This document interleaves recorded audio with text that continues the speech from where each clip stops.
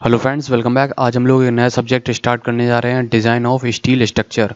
तो अगर अभी तक आपने सब्सक्राइब नहीं किया है तो सब्सक्राइब कर लीजिए और साथ में बेल आइकन को भी प्रेस कर दीजिए, जिससे कि आने वाली वीडियोस का आपको नोटिफिकेशन मिलता रहे। और बाकी के लेक्चर की लिंक आपको डिस्क्रिप्शन में मिल जाएगी, तो आप चेक करना मत भूलिए। तो इसमें कौन कौन से चैप्टर्स हम लोग पढ़ेंगे। पहला हो गया है कनेक्शन।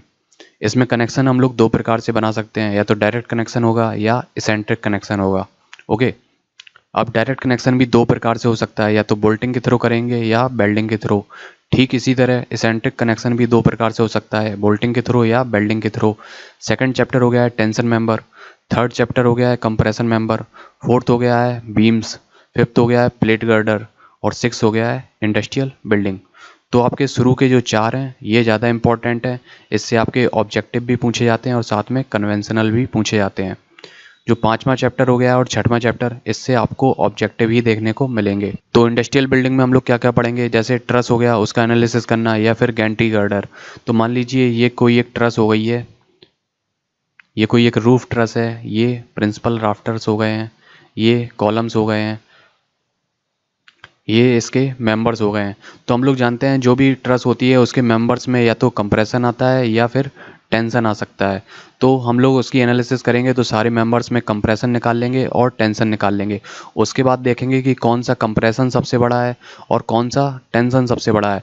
तो उसके अकॉर्डिंग हम लोग मेंबर्स की डिज़ाइन कर देंगे। हम लोग जानते हैं कि अगर कंप्रेशन आ रहा है तो कंप्रेशन में बकलिंग होने के चांस रहते हैं, और टेंशन में जबकि बकलिंग होने के चांस नहीं रहते हैं। तो कंप्रेशन में हम लोगों को फिर अधिक क्रॉस सेक्शन का मेंबर देना पड़ेगा। तो फिर हम लोग टेंशन के थ्रू क्रॉस सेक्शन निकालेंगे और कंप्रेशन के थ्रू क्रॉस सेक्शन निकालेंगे। तो जिससे बड़ा क्रॉस सेक्शन आ रहा होगा तो वो वाला हम लोग प्रोवाइड कर देंगे, तो ये फिर बकलिंग में भी सेफ हो जाएगी। तो इस प्रकार से हम लोग ट्रस की एनालिसिस करेंगे। दूसरा हम लोग पढ़ेंगे गैंट्री गर्डर क्या होता है। देखिए ये कॉलम्स हो गए हैं, ये ब्रैकेट हो गए हैं, ये कॉलम ये हो गया, एक कॉलम ये हो गया, ये ब्रैकेट हो गए हैं। तो गैंट्री गर्डर क्या होता है, इसके ऊपर एक ये आई सेक्शन की बीम रखी होती है, इसके ऊपर आई सेक्शन की बीम रखी होती है, और इसके ऊपर से लगी होती हैं रेल्स। इसके ऊपर ये रेल लगी है, इसके ऊपर ये रेल लगी है, इसके ऊपर एक बीम और रखी होती है, और यहाँ से क्रेन लटक रही होती है। तो जो भी बड़ी बड़ी बिल्डिंग्स बनती हैं, हाई राइज बिल्डिंग, वहाँ पे ऐसी क्रेन्स लगी रहती हैं। तो वहाँ पे अगर सामान उठाना रहता है तो इन क्रेन्स के थ्रू उठाते हैं। तो ये वाली जो बीम हो गई है, ये बीम इन रेल्स पे इस डायरेक्शन में मूव करती है आगे पीछे, और ये वाला जो क्रेन की हुक हो गया है, ये हुक ये इस डायरेक्शन में मूव करता है या इस डायरेक्शन में मूव करता है। तो उससे सामान उठाना रहता है तो ये जो बीम है वो आगे पीछे मूव करेगी, फिर इस क्रेन के हुक के थ्रू हम लोग सामान उठा लेंगे और फिर जहाँ पे पहुँचाना होगा तो वहाँ पे पहुँचा देंगे। तो ये जो बीम होती है इसको हम लोग बोलते हैं गैंट्री गर्डर। गैंट्री गर्डर, तो इसके बारे में हम लोग पढ़ेंगे, इसकी थोड़ी स्पेसिफिकेशंस क्या हैं, आईएस कोड ने क्या क्या इसके बारे में स्पेसिफिकेशंस दे रखी हैं, तो वो डायरेक्ट पूछी जाती हैं, तो वो हम लोग वहाँ पे डिस्कस कर लेंगे। तो कनेक्शन पढ़ने से पहले हम लोग कुछ बेसिक चीज़ें देखेंगे इंट्रोडक्शन में। तो हम लोग जानते हैं जो स्टील है वो आयरन का एलॉय होता है, और इसमें आयरन के अलावा कुछ अदर भी मटेरियल्स मिले रहते हैं, और कार्बन की परसेंटेज के अकॉर्डिंग हम लोग इसको तीन भागों में डिवाइड करते हैं: low carbon steel, medium carbon steel, high carbon steel. तो steel is an alloy of iron having carbon percentage between 0.1 to 1.1%। तो स्टील एक आयरन का एलॉय है, और इसमें जो कार्बन का परसेंटेज है वो 0.1 से लेके 1.1% के बीच वेरी करता है। तो कार्बन के परसेंटेज के अकॉर्डिंग हम लोग इसको तीन भागों में डिवाइड करते हैं।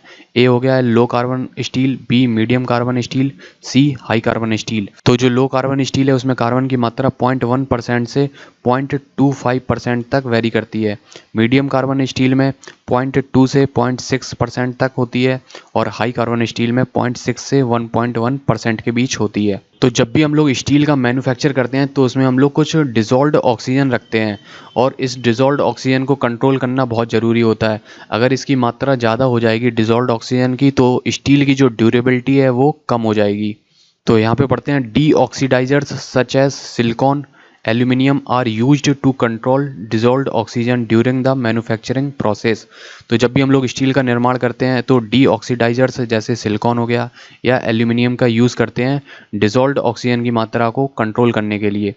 Lower percentage of O2 content is good for durability of steel. अगर ऑक्सीजन की मात्रा कम होगी तो स्टील की जो ड्यूरेबिलिटी है वो ज़्यादा होगी। And accordingly on the basis of O2 content we classify steel as. तो O2 की मात्रा के आधार पे हम लोग स्टील को 3 भागों में डिवाइड करते हैं। एक हो गई है किल्ड स्टील, दूसरी हो गई है सेमी किल्ड स्टील, थर्ड हो गई है रिम्ड स्टील। तो किल्ड स्टील में O2 की मात्रा लेस देन 30 ppm होती है। सेमी किल्ड स्टील में O2 की मात्रा 30 से 150 ppm के बीच होती है। रिम्ड स्टील में O2 की मात्रा ग्रेटर देन 150 ppm होती है। अगला पॉइंट है in structural steel we generally use killed steel और सेमी किल्ड स्टील। तो जब भी हम लोग स्टील स्ट्रक्चर का निर्माण करेंगे तो उसमें हम लोग या तो किल्ड स्टील यूज़ करेंगे या सेमी किल्ड स्टील यूज़ करेंगे। अगला पॉइंट हो गया है mild steel has carbon content up to 0.1%। तो जो माइल्ड स्टील होती है उसमें कार्बन कंटेंट 0.1% तक होता है एज़ पर IS 800 2007। तो हम लोग अपने सिलेबस में जो कोड यूज़ करेंगे वो है IS 800 2007। तो इस पर भी कभी कभी जेई में ऑब्जेक्टिव पूछ लेता है। We use structural mild steel और हाई टेंशन स्ट्रक्चरल स्टील। तो IS कोड 800 2007 के अनुसार जब भी हम लोग स्टील स्ट्रक्चर बनाएंगे तो उसमें हम लोगों को स्ट्रक्चरल माइल्ड स्टील या फिर high tension structural steel use करनी है। अगर हम लोग कोई दूसरी स्टील यूज़ करते हैं तो फिर हम लोग ये कोड नहीं लगा पाएंगे। तो अगर हम लोगों को ये कोड यूज़ करना है तो हम लोगों को स्ट्रक्चरल माइल्ड स्टील या फिर हाई टेंशन स्ट्रक्चरल स्टील ही यूज़ करनी पड़ेगी। अगला पॉइंट है वेरियस ग्रेड्स ऑफ स्टील। तो हम लोग स्टील स्ट्रक्चर बनाने में अलग अलग ग्रेड की स्टील यूज़ करते हैं। तो ये जो टेबल है या फिर जो हमारा कोड है वो यूरोपियन कोड से लिया गया है। तो यहाँ पे इसलिए लिखा है ई, यहाँ पे ई 250 FE 410 लिखा है और A लिखा है। तो E का मतलब हो गया ये यूरोप से लिया गया है। ओके 250, यहाँ पे जो 250 लिखा है इसका मतलब होता है यील्ड स्ट्रेस। और जो यील्ड स्ट्रेस है ये थिकनेस पे डिपेंड करती है, जो भी सेक्शन है उसके थिकनेस पे डिपेंड करती है। और जो FE 410 है इसका मतलब हो गया है अल्टीमेट टेंसाइल स्ट्रेस। और जो ग्रेड A B C है इसके बारे में हम लोग आगे डिस्कस करेंगे। तो यहाँ पे अलग अलग ग्रेड हो गई हैं, जैसे E 300 FE 440, E 350 FE 490, E 410 FE 540। तो यहाँ पे देखिए E 250 हो गया है। यहाँ पे yield stress in MPa mega pascal यानी न्यूटन पर mm², और FE 410 यानी ये अल्टीमेट टेंसाइल स्ट्रेस हो गई है। ठीक इसी तरह E 300 में से 300 हो गई है यील्ड स्ट्रेस, FE 440 हो गई है अल्टीमेट टेंसाइल स्ट्रेस। E 350 ये हो गई है यील्ड स्ट्रेस और 490 अल्टीमेट टेंसाइल स्ट्रेस। E 410 हो गई है यील्ड स्ट्रेस और FE 540 हो गई है अल्टीमेट टेंसाइल स्ट्रेस। तो जो यील्ड स्ट्रेस है ये थिकनेस पे डिपेंड करती है। तो मान लीजिए ये कोई एक मेंबर हो गया है, चैनल मेंबर हो गया है, चैनल सेक्शन हो गया है। ओके तो ये हो गई है thickness of the web, TW हो गई है ये थिकनेस ऑफ द फ्लैंज। तो जो फ्लैंज है इसकी थिकनेस ज़्यादा होती है और जो वेब है इसकी थिकनेस कम होती है। तो ये चैनल सेक्शन हम लोग कैसे बनाते हैं, तो एक मान लीजिए ये कोई एक बिलेट होता है, आयरन का बिलेट, इसको हम लोग रोलर से पास करते हैं। जैसे गन्ने से जूस निकालने वाली मशीन होती है तो उसी के बीच ऐसी मशीन होती है, ये आयरन का बिलेट्स उसमें डालते हैं और जैसा भी हम लोगों को शेप चाहिए, जैसे हम लोगों को आई सेक्शन चाहिए तो आई सेक्शन निकल आएगा, चैनल सेक्शन चाहिए तो चैनल सेक्शन निकल आएगा। अकॉर्डिंग टू रोलर्स अरेंजमेंट, जैसा रोलर्स का अरेंजमेंट होगा तो वैसे ही हम लोगों को ये सेक्शन मिल जाएंगे। तो ये जो चैनल सेक्शन बन के निकल के आता है तो इसकी जो वेब होती है वो पतली होती है। पतली होती है यानी इस पर कोल्ड वर्किंग ज़्यादा हुई है, इस पर कोल्ड वर्किंग ज़्यादा हुई है तो इसकी स्ट्रेंथ भी ज़्यादा होती है। तो जिस पे कोल्ड वर्किंग ज़्यादा होती है उसकी स्ट्रेंथ ज़्यादा होती है। तो ये जो सेक्शन पतला है उसकी स्ट्रेंथ भी ज़्यादा होगी, ये सेक्शन मोटा है थिकनेस ऑफ फ्लैंज तो इसकी स्ट्रेंथ भी कम होगी। तो जैसे जैसे थिकनेस कम होती जाती है तो वैसे वैसे स्ट्रेंथ बढ़ती चली जाती है। तो यहाँ पे अगर थिकनेस मेंबर की 20 mm से कम है तो उसके लिए हम लोग लेंगे 250 MPa। अगर 20 से लेके 40 के बीच है तो फिर यहाँ पे स्ट्रेंथ कम हो जाएगी, और ग्रेटर देन 40 है तो स्ट्रेंथ और कम हो जाएगी, ये रह गई है 230 MPa। तो ये ज़्यादा इंपॉर्टेंट नहीं है, जो आपको बिल्कुल ध्यान में रखना है वो सिर्फ इतना ध्यान में रखना है, यहीं से क्वेश्चन पूछा जाएगा। ये जो हो गया है E 250 FE 410, कभी कभी एग्जाम में दे देंगे E 250 के लिए डिज़ाइन कीजिए, तो इसके लिए आपको पता होना चाहिए जो अल्टीमेट टेंसाइल स्ट्रेंथ है वो FE 410 होती है। तो ये इंपॉर्टेंट है पहली लाइन, बाकी ध्यान में आपको ये पूरी टेबल रखनी है इतनी, लेकिन जो इम्पोर्टेंट है वो इतना ही ध्यान में रखना है। तो नोट है, grade A is used for non critical applications. तो ग्रेड ए की स्टील वहाँ पे यूज़ करते हैं जहाँ पे नॉन क्रिटिकल एप्लीकेशन, यानी बहुत ज़्यादा इंपॉर्टेंस की एप्लीकेशन नहीं है, कोई छोटा मोटा काम है, तो वहाँ पे हम लोग ग्रेड ए यूज़ करेंगे। That is when member are not prone to brittle fracture, यानी जो स्टील का मेंबर है उसमें ब्रिटल फ्रैक्चर होने के कोई चांस नहीं है, तो वहाँ पे हम लोग ग्रेड ए यूज़ करेंगे। Brittle fracture occurs due to higher tensile stress, lower temperature, thicker material and rapid change of stresses. Rapid change of stresses मतलब जैसे फटीग हो गया तो वो आता है रैपिड चेंज ऑफ स्ट्रेसेस में। हम जानते हैं अगर कोई भी मटेरियल नॉर्मल टेम्परेचर या रूम टेम्परेचर पे अगर डक्टाइल है तो वो सब जीरो टेम्परेचर पे ब्रिटल की तरह बिहेव करने लगता है। ये सो में हम लोगों ने पढ़ा है। अगला पॉइंट है grade B is used for critical applications. तो जहाँ पे क्रिटिकल एप्लीकेशंस होती हैं वहाँ पे हम लोग ग्रेड बी का यूज़ करते हैं। When temperature does not fall below 0 degree, और जो टेम्परेचर है वो 0 डिग्री से कम नहीं होना चाहिए। When parts are prone to brittle fracture और fluctuations of stresses as in case of bridges. तो जहाँ पे हम लोग ब्रिज बनाते हैं वहाँ पे ग्रेड बी यूज़ करते हैं। जैसे आपने देखा होगा ब्रिज में गाड़ियाँ निकलती रहती हैं, अलग अलग व्हीकल अलग अलग लोड निकलते रहते हैं, तो वहाँ पे फ्लक्चुएशंस ऑफ स्ट्रेसेस होता है और जो मेंबर है उसमें ब्रिटल फ्रैक्चर होने के चांस है, तो वहाँ पे हम लोग ग्रेड बी का यूज़ करेंगे। और ग्रेड सी कहाँ पे यूज़ करते हैं? Guaranteed low temperature up to -40 degree Celsius. जहाँ पे टेम्परेचर माइनस में चला गया तो वहाँ पे हम लोग ग्रेड सी यूज़ करेंगे। And impact properties and when there is a chance of brittle fracture. तो जहाँ पे ब्रिटल फ्रैक्चर होने के चांस है तो वहाँ पे हम लोग ग्रेड सी यूज़ करेंगे और साथ में जो टेम्परेचर है वो माइनस में होना चाहिए। तो हम लोगों ने देखा ग्रेड ए वहाँ पे यूज़ करेंगे जहाँ पे नॉन क्रिटिकल एप्लीकेशंस हैं और टेम्परेचर 0 डिग्री से नीचे नहीं जाना चाहिए और ब्रिटल फ्रैक्चर भी नहीं होना चाहिए, तो वहाँ पे हम लोग ग्रेड ए यूज़ करेंगे। यानी नॉन क्रिटिकल एप्लीकेशन यानी छोटे मोटे कामों में हम लोग ग्रेड ए यूज़ कर लेंगे। ग्रेड बी वहाँ पे यूज़ करेंगे जहाँ पे ब्रिटल फ्रैक्चर होने के चांसेस हैं, ब्रिजेस वगैरह में हम लोग ग्रेड बी यूज़ कर लेंगे और जो टेम्परेचर है वो 0 डिग्री से कम नहीं होना चाहिए। ग्रेड सी वहाँ पे यूज़ करेंगे जहाँ पे temperature up to -40 degree Celsius है और ब्रिटल फ्रैक्चर होने के भी चांस हैं। अगला पॉइंट है FE 410W is a welding grade steel. तो वेल्डिंग ग्रेड स्टील को हम लोग लिखते हैं FE 410W। आगे बात करते हैं फिजिकल प्रॉपर्टीज़ ऑफ स्टील। इसमें ऑल ग्रेड्स है, सभी ग्रेड के स्टील के लिए ये प्रॉपर्टीज़ होती हैं। स्पेसिफिक ग्रेविटी होती है 7.85, तो इम्पॉर्टेंट है, इस पर डायरेक्ट जेई में ऑब्जेक्टिव पूछा जाता है। तो स्पेसिफिक ग्रेविटी हो गई है 7.85। Modulus of elasticity 2 × 10⁵ MPa, MPa मतलब न्यूटन पर mm²। Alpha coefficient of thermal expansion होता है 12 × 10⁻⁻6 पर डिग्री सेल्सियस। पॉइजन रेशियो होता है 0.3 फॉर इलास्टिक रेंज और 0.5 होता है फॉर प्लास्टिक रेंज। एक फार्मूला हम लोग जानते हैं, E बराबर होता है 2G ब्रैकेट में 1 + म्यू। अगर हम लोगों को E और म्यू दे रखा है तो हम लोग यहाँ से G निकाल लेंगे। अगले पॉइंट की बात करते हैं। यहाँ पे क्वेश्चन बनता है कि हम लोग जब भी स्ट्रक्चर बनाते हैं तो वहाँ पे स्टील का ही यूज़ क्यों करते हैं, एल्यूमिनियम का यूज़ क्यों नहीं करते हैं। तो देखिए हम लोग जानते हैं जो एल्यूमिनियम है उसका strength per unit wait steel से ज़्यादा होता है। मतलब अगर हम लोगों को सेम लोड P रजिस्ट करना है तो यहाँ पे हम लोगों को जो एल्यूमिनियम का क्रॉस सेक्शन है वो कम देना पड़ेगा, जबकि स्टील का जो क्रॉस सेक्शन है वो ज़्यादा देना पड़ेगा क्योंकि एल्यूमिनियम का जो स्ट्रेंथ पर यूनिट वेट है वो ज़्यादा है। लेकिन यहाँ पे एक बात और हम लोग जानते हैं कि जो एल्यूमिनियम है उसका मॉडुलस ऑफ इलास्टिसिटी स्टील के कंपेयर में 1/3 होता है। और हम लोगों को एक फार्मूला पता है यूलर्स बकलिंग स्ट्रेस का। यूलर्स बकलिंग स्ट्रेस होता है π² EI/L²। तो यहाँ पे जो एल्यूमिनियम है उसका E कम हो गया है। जब E कम हो गया है तो फिर हम लोगों को सेम लोड रेजिस्ट करने के लिए हम लोगों को I बढ़ाना पड़ेगा यानी B और D यानी क्रॉस सेक्शन फिर बढ़ाना पड़ेगा। तो हम लोग जानते हैं कि जो एल्यूमिनियम है वो स्टील के कंपेयर में काफ़ी महंगा आता है। अगर स्टील 50 रुपये किलो है तो एल्यूमिनियम 250-300 रुपये किलो पड़ता है। तो ओवरऑल हम लोगों को यहाँ पे महंगा स्ट्रक्चर पड़ जाता है अगर हम लोग एल्यूमिनियम यूज़ करते हैं। हालांकि जो वेट है उसमें 50% तक कमी आ जाती है यानी स्ट्रक्चर हल्का बनेगा, लेकिन जो ओवरऑल खर्चा है वो एल्यूमिनियम के स्ट्रक्चर में ज़्यादा आता है। तो एक ही पॉइंट निकल के आता है कि हम लोग एल्यूमिनियम का स्ट्रक्चर क्यों नहीं बनाते हैं, क्योंकि अगर एल्यूमिनियम का बनाएंगे तो वहाँ पे ज़्यादा खर्चा आएगा।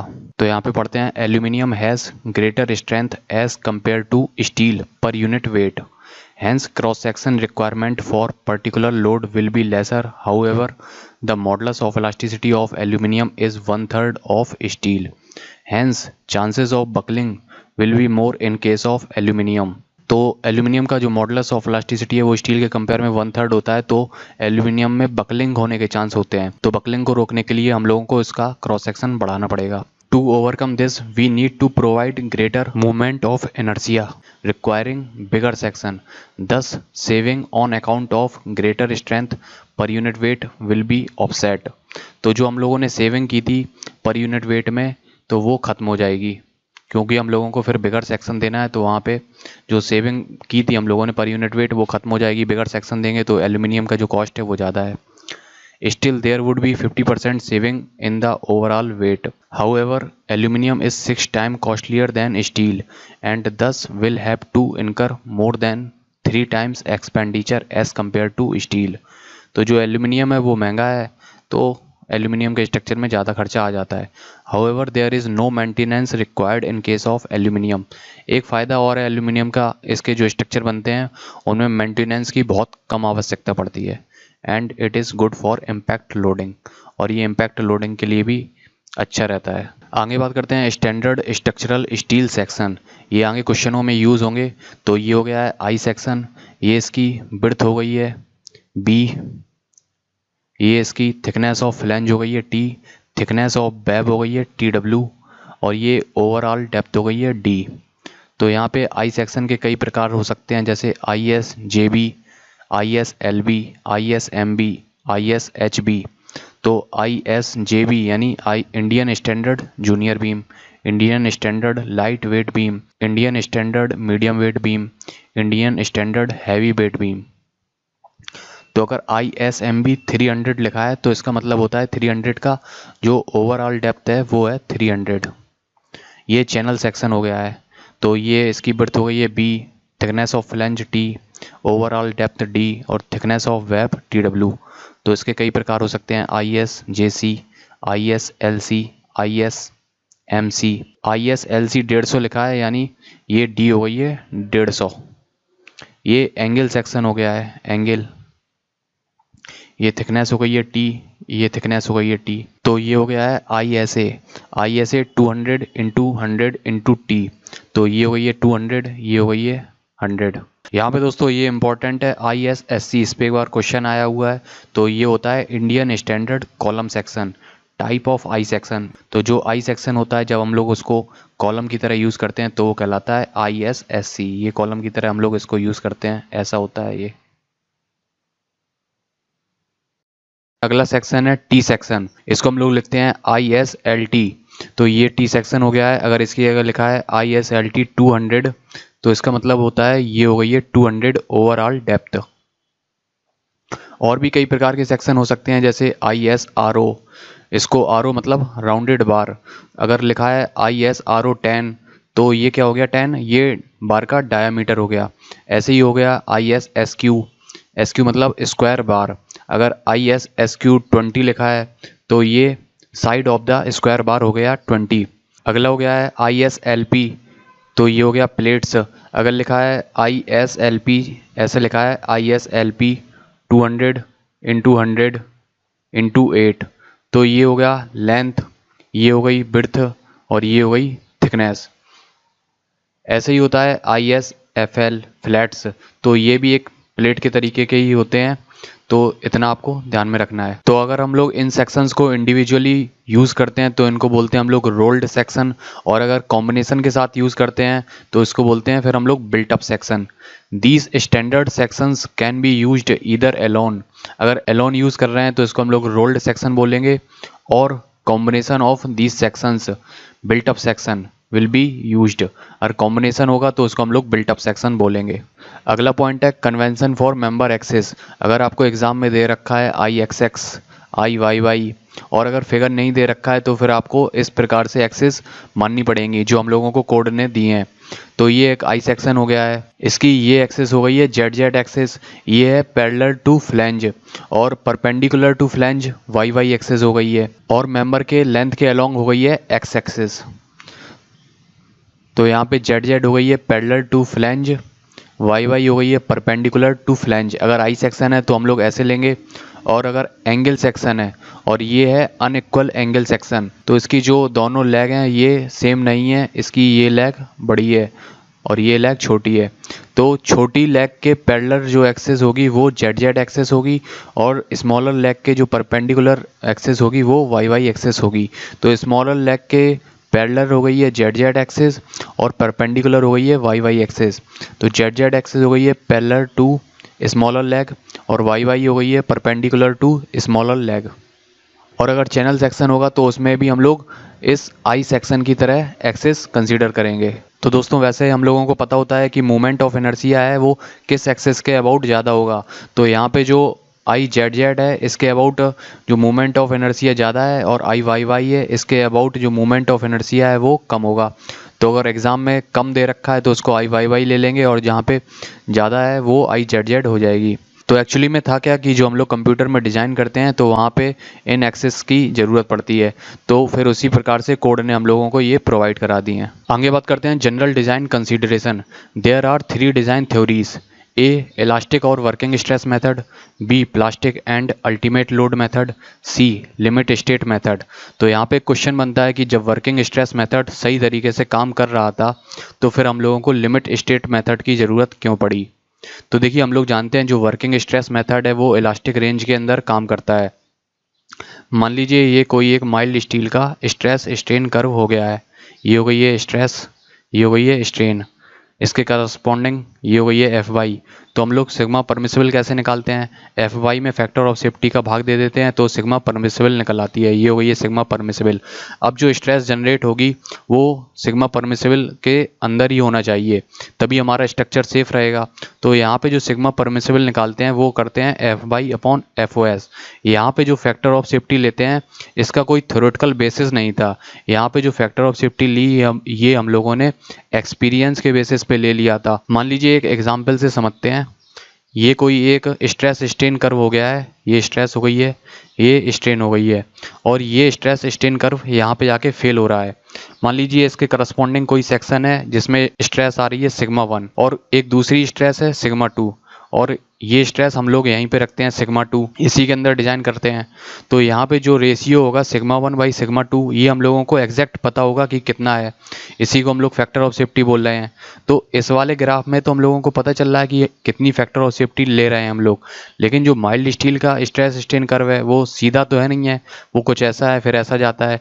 तो यहाँ पे एग्जैक्ट जो फैक्टर ऑफ सेफ्टी है या मार्जिन ऑफ सेफ्टी है वो हम लोगों को पता नहीं चल पाता है। अगर यहाँ पे मान लीजिए सिग्मा 1 बाई सिग्मा 2 3 निकल के आता है तो इसका मतलब है अगर सिग्मा 2 से 3 गुना ज़्यादा स्ट्रेस हो जाएगी तो ये जो सेक्शन है वो फेल हो जाएगा। लेकिन यहाँ पे ऐसा नहीं है कि यहाँ पे जो परमिसिबल स्ट्रेस है उससे 3 गुना स्ट्रेस आने पे जो है सेक्शन फेल हो जाएगा, ऐसा तो है नहीं है यहाँ पे। तो यहाँ पे जो फैक्टर ऑफ सेफ्टी हम लोगों ने यूज़ की है उसका कोई थ्योरेटिकल बेसिस नहीं है, बस एक्सपीरियंस के बेसिस पे ले लिया, तो इसलिए फिर हम लोगों ने वर्किंग स्ट्रेस मेथड को डिस्कार्ड कर दिया। अगला मेथड है plastic and ultimate load method. तो मान लीजिए ये कोई एक माइल्ड स्टील का स्ट्रेस स्ट्रेन कर्व हो गया है, अब हम लोगों ने जो सेक्शन है उसको यहाँ पे डिज़ाइन किया है, फ्रैक्चर पॉइंट पे डिज़ाइन किया है।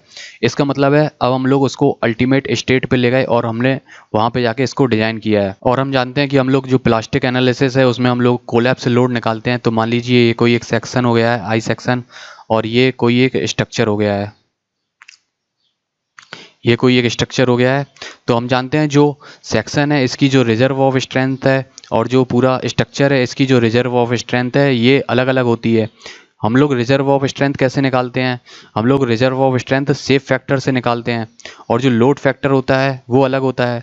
लोड फैक्टर बराबर होता है safe factor into factor of safety. और ये फॉर्मूला हम लोग कब लगा पाते हैं, जब जो स्ट्रक्चर है वो एक साथ कोलैप्स हो रहा है, उसमें जो फॉर्मेशन ऑफ हिंज है वो एक साथ बन रही हैं या एक हिंज बन रही है और स्ट्रक्चर पूरा कोलैप्स हो जा रहा है। लेकिन जो ये स्ट्रक्चर है इसमें पहले यहाँ पे हिंज बनेगी फिर यहाँ पे हिंज बनेगी, तो ये अभी भी अनस्टेबल नहीं हुआ है, लेकिन अब यहाँ पे जब बीच में हिंज बन जाएगी तब ये जाके अनस्टेबल हो जाएगा। तो जैसे ही यहाँ पे पहली हिंज बनेगी तो यहाँ पे जो मूवमेंट है उसका रीडिस्ट्रीब्यूशन हो जाएगा। तो इससे पता चलता है कि जो स्ट्रक्चर है उसमें जो रिजर्व ऑफ स्ट्रेंथ है वो ज़्यादा होती है सेक्शन के कंपेयर में। तो प्लास्टिक एनालिसिस में हम लोग क्या करते थे, मान लीजिए कोई बीम है उस पर 100 किलो न्यूटन पर मीटर का लोड आ रहा है, इसमें हम लोग एक लोड फैक्टर से मल्टीप्लाई कर देते थे। मान लीजिए लोड फैक्टर हो गया है 1.5, तो अब हम लोग 150 किलो न्यूटन पर मीटर के लिए डिज़ाइन करते हैं और हम लोग एक ऐसा सेक्शन प्रोवाइड कराते हैं कि वो 150 किलो न्यूटन पर मीटर पे फेल हो जाए। तो यहाँ पे हम लोगों को एग्जैक्ट मार्जिन ऑफ सेफ्टी मिल रहा है कि कितना हम लोगों ने फैक्टर ऑफ सेफ्टी यहाँ पे लिया है। यहाँ पे 1.5 का फैक्टर ऑफ सेफ्टी लिया है, तो हम लोग एक ऐसा सेक्शन प्रोवाइड करा देंगे जो 150 किलोन्यूटन पर मीटर पे फेल हो जाएगा। तो यहाँ पे हम लोगों को एग्जैक्ट मार्जिन ऑफ सेफ्टी पता चल रहा है। जब हम लोगों को प्लास्टिक एनालिसिस मेथड में हम लोगों को एग्जैक्ट मार्जिन ऑफ सेफ्टी मिल रहा था, तो फिर इसको छोड़ के हम लोग लिमिट स्टेट मेथड पे क्यों गए? तो देखिए इस मेथड की कमी क्या थी प्लास्टिक एनालिसिस मेथड की, इसमें हम लोग सिर्फ जो लोड की अनसर्टेनिटी है उसको कंसीडर कर रहे हैं, क्योंकि इसमें हम लोग सिर्फ लोड फैक्टर का मल्टीप्लाई कर रहे हैं। लेकिन ऐसा भी तो होता है कभी कभी जो मटेरियल आया उसकी स्ट्रेंथ में भी तो अनसर्टेनिटी होती है, क्योंकि जब भी हम लोग क्यूब की टेस्टिंग करते हैं तो उसमें हर क्यूब की स्ट्रेंथ अलग अलग निकल के आती है। इसका मतलब मटेरियल में भी अनसर्टेनिटी है। तो जो प्लास्टिक एनालिसिस मेथड है उसमें हम लोग मटेरियल की अनसर्टेनिटी कंसीडर नहीं करते हैं, लेकिन जो लिमिट स्टेट मेथड है इसमें हम लोग मटेरियल की भी अनसर्टेनिटी कंसीडर करते हैं और साथ में लोड की भी अनसर्टेनिटी को कंसीडर किया जाता है। इसलिए हम लोगों ने फिर लिमिट स्टेट मेथड को अडॉप्ट किया। तो लिमिट स्टेट मेथड की डेफिनेशन क्या होती है? लिमिट स्टेट एक ऐसी स्टेट होती है कि जहाँ पे पहुँचने के बाद जो स्ट्रक्चर है वो अनफिट फॉर यूज़ हो जाता है। यानी मान लीजिए हम लोगों ने जिस पर्पज़ के लिए बनाया वो पर्पज़ नहीं सर्व कर रहा है, तो फिर वो अनफिट फॉर यूज़ हो जाएगा। मान लीजिए हम लोगों ने एक स्ट्रक्चर बनाया, एक बिल्डिंग बनाई और उसमें हम लोगों ने एक मशीन फिट कर दी और उस मशीन के कारण अब इस बिल्डिंग में बहुत सारा वाइब्रेशन हो रहा है, तो फिर ये फिर अनफिट फॉर यूज़ हो जाएगा। या फिर हम लोगों ने कोई स्लैब बनाई, उसमें डिफ्लेक्शन ज़्यादा हो गया, एक लिमिट से ज़्यादा हो गया, तो फिर ये भी अनफिट फॉर यूज़ हो जाएगा। तो लिमिट स्टेट मेथड में हम ये सारी चीज़ें कंसीडर करते हैं। तो आप लोगों को थोड़ा बहुत समझ में आ गया होगा कि हम लोगों ने वर्किंग स्ट्रेस मेथड को क्यों हटाया, क्योंकि इसमें हम लोगों को जो फैक्टर ऑफ सेफ्टी है उसका कोई थ्योरेटिकल बेसिस नहीं था, एक्सपीरियंस के आधार पर ले लिया गया था। और जो अल्टीमेट लोड मेथड है इसमें सिर्फ हम लोग लोड फैक्टर से ही मल्टीप्लाई करते थे। लेकिन जो लिमिट स्टेट मेथड है इसमें हम लोग जो लोड की अनसर्टेनिटी है और जो मटेरियल की स्ट्रेंथ है दोनों को ही कंसीडर करते हैं। तो चलिए अगला पॉइंट पढ़ते हैं। Working stress method assume linear elastic response and safety is ensured by ensuring working stress to be less than permissible stress. तो परमिसिबल स्ट्रेस कैसे निकालते हैं? Fy upon factor of safety. तो वर्किंग स्ट्रेस मेथड में जो working stress है वो permissible stress से हम लोग कम रखते हैं हमेशा। However assumptions of stress being less than permissible stress is not realistic। तो जो हम लोगों ने assumption ली है कि जो वर्किंग स्ट्रेस है वो हमेशा परमिसिबल स्ट्रेस से कम होगी, ये जरूरी नहीं है कि हमेशा जो वर्किंग स्ट्रेस है वो परमिसिबल स्ट्रेस से कम ही हो। जो हम लोगों ने मान लिया वो हमेशा वैसा हो, ये जरूरी नहीं है। एक्चुअली में होता क्या है, मान लीजिए ये कोई एक प्लेट हो गई है और यहाँ पे ये एक दूसरी प्लेट हम लोगों ने कनेक्ट की है और यहाँ पे इसको हम लोगों ने बोल्टिंग के थ्रू कनेक्ट किया है। तो यहाँ पे जो स्ट्रेस का डिस्ट्रीब्यूशन कैसा होता है, वो स्ट्रेस का यहाँ पे जो डिस्ट्रीब्यूशन होता है वो नॉन यूनिफॉर्म होता है। तो यहाँ पे इसको अलग से दिखाते हैं। तो ये एक प्लेट हो गई है और इसमें ये होल हो गए हैं, तो यहाँ पे जो स्ट्रेस का डिस्ट्रीब्यूशन होगा वो कुछ इस तरीके से होगा। यहाँ पे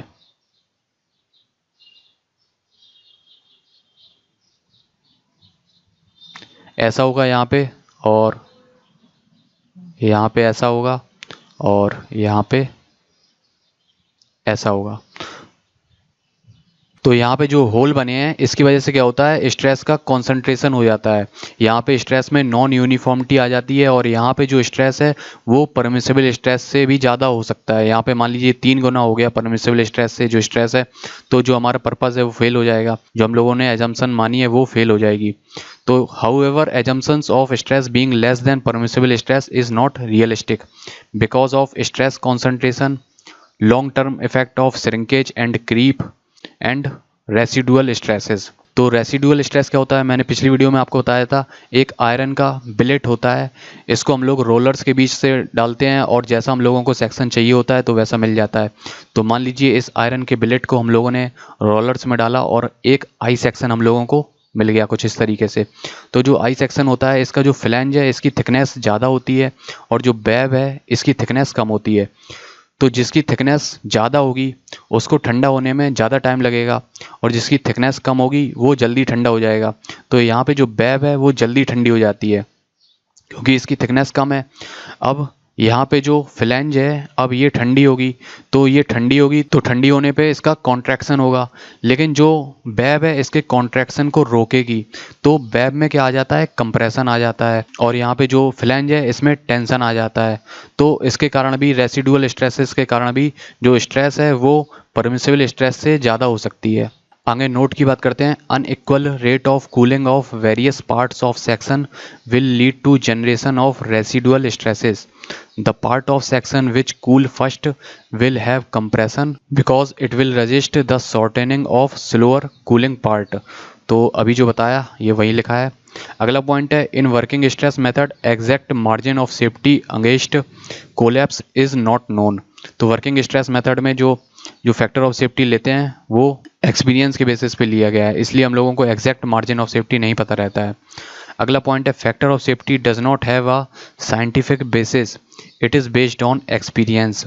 अगला पॉइंट है, it fails to discriminate between different types of loads that are simultaneously acting but have varying degree of uncertainty। तो वर्किंग स्ट्रेस मेथड की एक और कमी थी कि अगर कोई स्ट्रक्चर है उस पर बहुत सारे लोड एक साथ काम कर रहे हैं तो उनका क्या कॉम्बिनेशन होगा, उसमें कितने लोड फैक्टर का मल्टीप्लिकेशन होगा, ये सब चीज़ें वर्किंग स्ट्रेस मेथड में पता नहीं चल पाती थी। लेकिन लिमिट स्टेट मेथड में ये सारी चीज़ें हम लोग पूरे अलग से डिटेल में पढ़ेंगे कि जैसे डेड लोड आ रहा है स्ट्रक्चर पे, लाइव लोड आ रहा है, विंड लोड भी आ रहा है, तो कितने लोड फैक्टर का हम लोग मल्टीप्लाई करेंगे, और विंड लोड और अर्थक्वेक लोड साथ में लेना है कि नहीं लेना है, तो ये वर्किंग स्ट्रेस मेथड में हम लोगों को पता नहीं चल पाता था। तो दोस्तों आज के लिए इतना ही, बाकी की वीडियो की लिंक आपको डिस्क्रिप्शन में मिल जाएगी, तो आप चेक करना मत भूलिए। और अगर अभी तक आपने सब्सक्राइब नहीं किया है तो सब्सक्राइब कर लीजिए और साथ में बेल आइकन को प्रेस कर दीजिए, जिससे कि आने वाली वीडियोज़ का आपको नोटिफिकेशन मिलता रहे। Thank you.